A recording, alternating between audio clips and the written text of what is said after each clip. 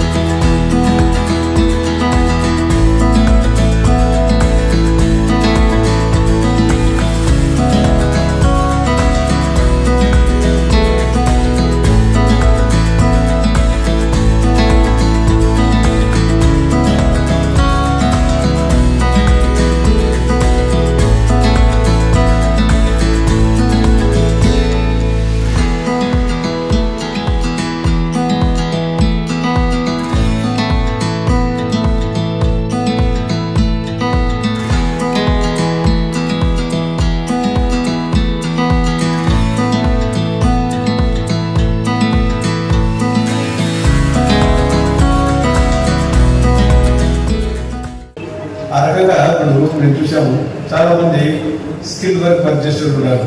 గౌడాలు గారండి, అసంఘటిత కార్మికులు వాళ్ళందరికీ బ్రహ్మాండం వస్తుంది. వాళ్ళు ఆ పని చేసుకుంటే ఆడుతూ పాడుతూ పని చేసుకుంటుంటారు. సిసి గారు ఆ రోజు పాట రాశారు గ్రామంలో సినిమాలు పూర్వరంగా. ఎందుకంటే ఆ లేబర్కు ఆ రోజు ఆ పాట పాడుకుంటూ చేస్తుంటేనే మనకు ఆ ఉత్సాహం వచ్చేది. ఆ రకంగా ఈరోజు ఆ దాంట్లో ఉంటే సెల్ ఫోన్లో పాటలు పార్టిసిపేట్ చేశారు.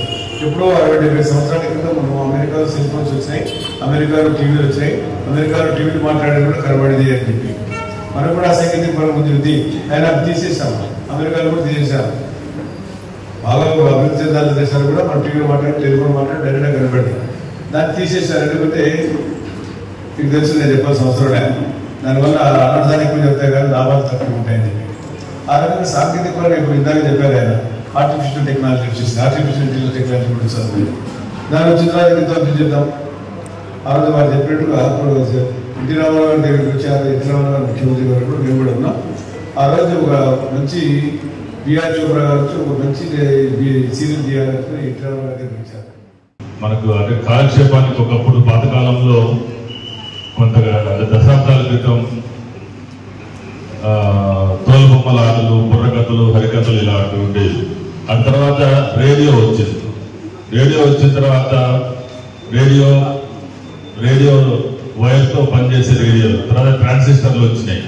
అంటే బ్యాటరీలతో ఎక్కడైనా సరే మనం పట్టుకొని తిరిగి వినే అవకాశం ఉండేది. తర్వాత టీవీలు వచ్చాయి. 1975 ఆ టైంలో టీవీలు వచ్చినప్పుడు ఓన్లీ దూరదర్శన్ టీవీ టవర్స్ ఉన్న సమయంలో అక్కడక్కడ టీవీలు ఉండేవి. రామాయణ మహాభారత సీరియల్ వచ్చినాయంటే చుట్టుపక్కల అందరూ కలిసి ఒక ఇంట్లో చేరి చూసే సమయం అది. తర్వాత ఎప్పుడైతే ఈ శాటిలైట్లు, ఉపగ్రహాలు ఎక్కువయ్యాయో అనేక రకాల వందల ఛానళ్ళు రావడం, టీవీ టెక్నీషియన్స్ అదేవిధంగా టీవీలో కూడా అనేక ఆధునికమైనటువంటి టీవీలు రావడం మొదలయ్యాయి. ఎల్ఈడీలు, ఎల్సిడి టీవీలు ఇవన్నీ వచ్చాయి. భవిష్యత్తులో ఆర్టిఫిషియల్ ఇంటెలిజెన్స్, కృత్రిమ మేధతో పనిచేసే టెలివిజన్ సెట్లు కూడా రాబోతున్నాయని కూడా మీ అందరి దృష్టికి తీసుకొస్తున్నాం. అంటే ఆర్టిఫిషియల్ ఇంటెలిజెన్స్తో మనం ఏదైతే కోరుకుంటామో ఆ ఛానళ్ళు ఎక్కువ కనిపించచ్చు, ఆ ప్రోగ్రాంలు వచ్చే విధంగా, మనకు కావాల్సిన ప్రోగ్రాం మనకు కావాల్సిన సమయంలో చూసే విధంగా ఆర్టిఫిషియల్ ఇంటెలిజెన్స్తో నూతన టీవీ టెక్నాలజీ కూడా రాబోతోంది.